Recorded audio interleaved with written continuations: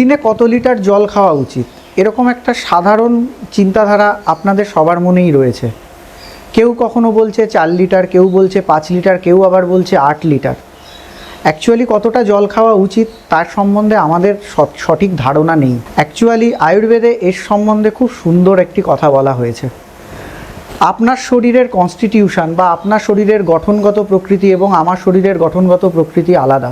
তাই আমাদের জলের চাহিদা বা খাদ্যের চাহিদাও আলাদা হয়।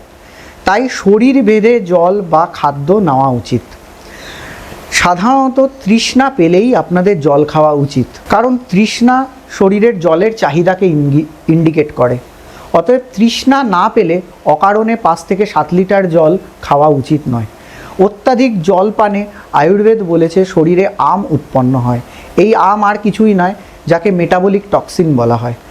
যদি শরীরে আম উৎপন্ন হয় তবে আমের থেকে মন্দাগ্নি হবে, মন্দাগ্নি থেকে অজীর্ণ হবে, অজীর্ণ থেকে জ্বর হবে।